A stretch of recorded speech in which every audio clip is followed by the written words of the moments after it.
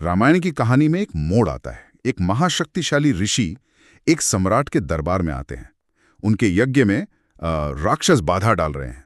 अब जाहिर सी बात है, सम्राट अपनी सबसे ताकतवर सेना भेजेंगे, लेकिन वो ऋषि सेना नहीं मांगते हैं। वो मांगते हैं दो किशोर राजकुमारों को। क्यों? एक अनुभवी तपस्वी जो खुद ब्रह्मास्त्र का ज्ञाता है, वो दो अनुभवहीन लड़कों पर इतना बड़ा दाव क्यों लगाता है? आज की हमारी पड़ताल इसी क्यों के जवाब को ढूंढने की है। हमारे पास जो स्रोत हैं वो वाल्मीकि रामायण के बालकांड से ली गई कुछ पंक्तियां हैं, और आज हम इन्हीं में छिपे एक महाकाव्य की शुरुआत के रहस्य को समझने की कोशिश करेंगे। और ये सवाल ही इस पूरे प्रसंग की आत्मा है। हम्म। अक्सर हम इस घटना को कहानी का एक छोटा सा हिस्सा मानकर आगे बढ़ जाते हैं, लेकिन अगर हम यहाँ रुक कर सोचें तो हमें दिखेगा कि ये सिर्फ एक घटना नहीं है। ये तो एक युग के परिवर्तन की नींव रखी जा रही थी, और इसकी शुरुआत होती है समस्या की पहचान से। हाँ, और समस्या को बयान करने वाली पहली पंक्ति है, यज्ञों में विघ्न डालते थे मायावी दानव और क्रूर। यहाँ दो शब्द मुझे बहुत दिलचस्प लगते हैं, मायावी और क्रूर। बिल्कुल। ये सिर्फ ये नहीं बताता कि दुश्मन ताकतवर था, ये उसके चरित्र के बारे में भी बताता है। सही कहा। चलिए पहले यज्ञ को समझते हैं। उस काल में यज्ञ सिर्फ कोई पूजा या हवन नहीं था, ये एक तरह से ब्रह्मांडीय व्यवस्था को बनाए रखने का जरिया था।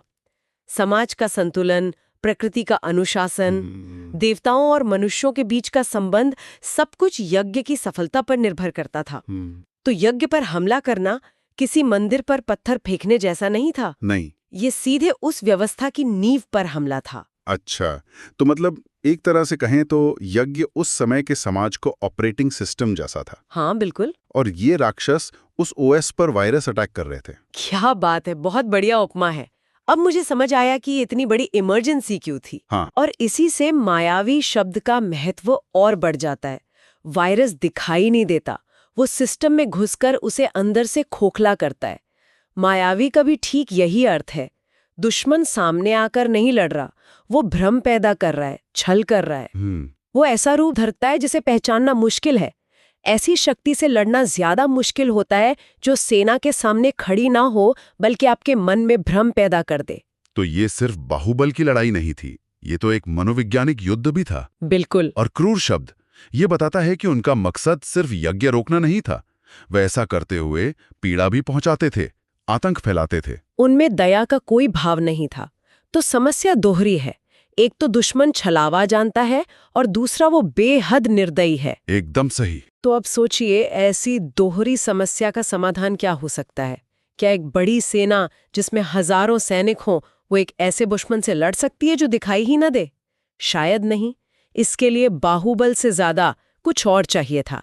दिव्य ज्ञान, असाधारण कौशल, और सबसे बढ़कर मानसिक दृढ़ता। ऐसी दृढ़ता जो किसी भी माया या भ्रम से प्रभावित ना हो। हाँ। और यहीं पर कहानी में विश्वामित्र का आगमन होता है। श्लोक कहता है, मुनि विश्वामित्र आए लेने राम लक्ष्मण को जरूर। ये बात मुझे हमेशा चौंकाती है। विश्वामित्र खुद इतने बड़े तपस्वी और योद्धा थे, फिर भी वे मदद मांगने अयोध्या आते हैं। और जैसा हमने शुरू में कहा, वे दशरथ की अजेय सेना नहीं मांगते। नहीं, वो मांगते हैं दो किशोरों को। ये इस प्रसंग का सबसे हैरान करने वाला और सबसे गहरा हिस्सा है। एक पल के लिए दशरथ की जगह खुद को रखकर देखिए। आपके राज्य में एक से बढ़कर एक महारथी हैं, युद्ध कला में माहिर। लेकिन एक ऋषि आकर कहता है, मुझे आपकी सेना नहीं, आपकी बच्चे चाहिए। कोई भी सोचेगा कि ये कैसी मांग है। तो क्या ये एक तरह का जुआ नहीं था, दो अनुभवीन लड़कों पर जिन्होंने शायद असली युद्ध देखा भी नहीं था? उन पर इतना बड़ा दांव लगाना, सतही तौर पर देखें तो ये जुआ लग सकता है, लेकिन विश्वामित्र की दृष्टि सतही नहीं थी। वे अपनी दिव्य दृष्टि से वो देख पा रही थीं जो कोई और नहीं देख सकता था, यहाँ तक कि उनके पिता दशरथ भी नहीं। अच्छा। वे राम और लक्ष्मण में सिर्फ दो राजकुमार नहीं, बल्कि उस मायावी और क्रूर शक्ति का एकमात्र समाधान देख रही थीं। वे जानती थीं कि इस लड़ाई को जीतने के लिए जिन गुणों की जरूरत है, यानी पवित्रता, मानसिक संतुलन और दिव्य क्षमता, वो अयोध्या की सेना में नहीं, बल्कि इन दो किशोरों में मौजूद है। बिल्कुल। और जरूर शब्द का प्रयोग बताता है कि यह कोई विकल्प नहीं था, यह एक अनिवार्यता थी। इसके सिवा कोई और रास्ता था ही नहीं। मतलब ये एक सैन्य मिशन से ज्यादा एक भविष्य की तैयारी थी, और इस तैयारी की पहली परीक्षा राजा दशरथ को देनी थी। अगली पंक्ति इस पूरे प्रसंग के भावनात्मक केंद्र को छूती है। दशरथ का मन डरा, एक चक्रवर्ती सम्राट, वो डर गया। ये पंक्ति राजा दशरथ के किरदार को बहुत मानवीय बना देती है।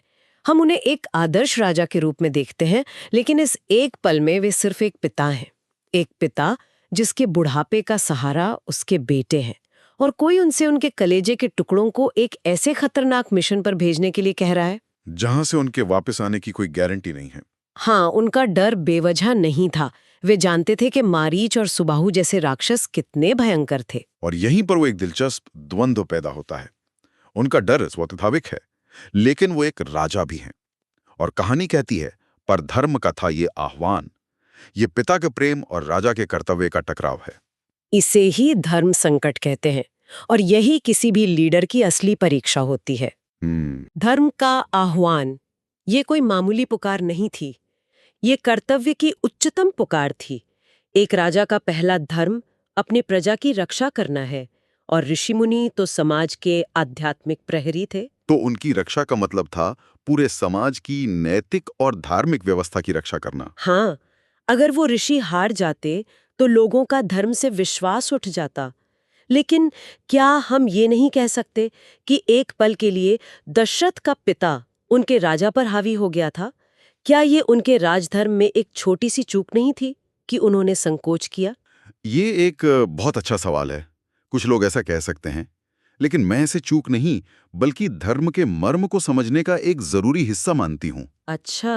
अगर दशरथ को कोई पीड़ा ही ना होती, अगर वे तुरंत हाँ कह देते, तो उनके त्याग का महत्व उतना बड़ा नहीं होता। उनका डर, उनका संकोच, उनका दर्द, ये सब उनके त्याग को और महान बनाता है। ये दिखाता है कि उन्होंने कितनी बड़ी कीमत चुकाकर अपने राजधर्म का पालन किया। उन्होंने अपने पिता के हृदय पर पत्थर रखकर एक राजा का फैसला लिया। और ये फैसला सिर्फ दशरथ का नहीं था। कहानी आगे बताती है, राजकुमार चले करने ऋषियों का कल्याण। यहां चले शब्द पर ध्यान देना बहुत जरूरी है। ऐसा नहीं लिखा कि उन्हें भेजा गया, है ना? लिखा है वे चले। इसमें एक स्वैच्छिक भाव है। बिल्कुल। ये एक बहुत सूक्ष्म लेकिन महत्वपूर्ण बिंदु है। ये राम और लक्ष्मण के चरित्र की नींव रखता है।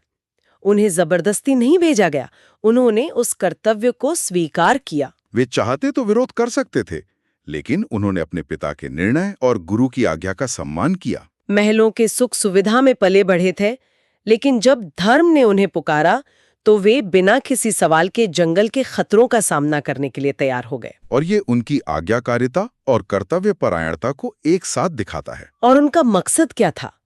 ऋषियों का कल्याण। कोई व्यक्तिगत प्रसिद्धि नहीं, कोई राज्य जीतने का लालच नहीं।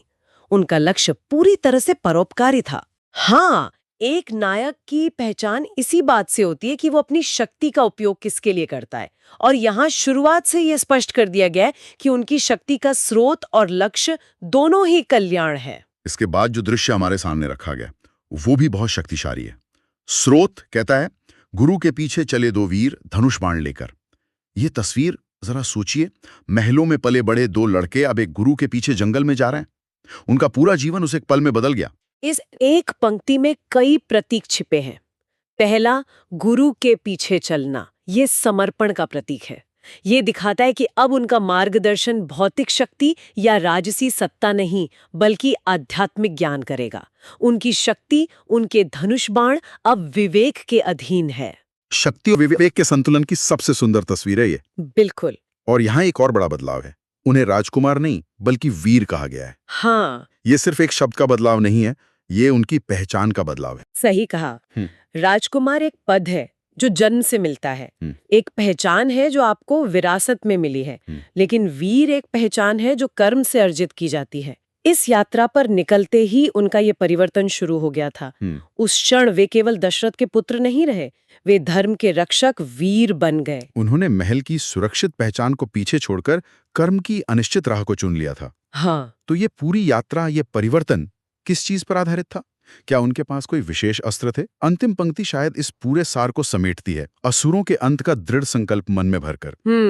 उनकी असली ताकत उनके धनुष बाण में नहीं थी, नहीं, बल्कि उनके मन के दृढ़ संकल्प में थी। यह इस पूरे प्रसंग का निचोड़ है। कोई भी बड़ा काम हथियारों से नहीं, संकल्प से शुरू होता है और संकल्प से ही जीता जाता है। राम और लक्ष्मण उस जंगल में शारीरिक रूप से केवल 2 किशोर थे, लेकिन उनके मन में जो संकल्प था वो किसी भी सेना से ज्यादा शक्तिशाली था। और ये सिर्फ एक यज्ञ को बचाने का छोटा-मोटा संकल्प नहीं था। नहीं, ये बहुत बड़ा था। असुरों के अंत का संकल्प। मतलब ये एक छोटी सी समस्या को हल करने का मिशन नहीं था। ये तो बुराई की जड़ को ही खत्म करने का इरादा था। हाँ, एक तरह से उनके जीवन के मकसद की घोषणा थी। अगर हम इसे बड़े परिप्रेक्ष्य में देखें तो ये पंक्ति उनकी पूरी जीवन यात्रा का उद्देश्य तय कर देती है।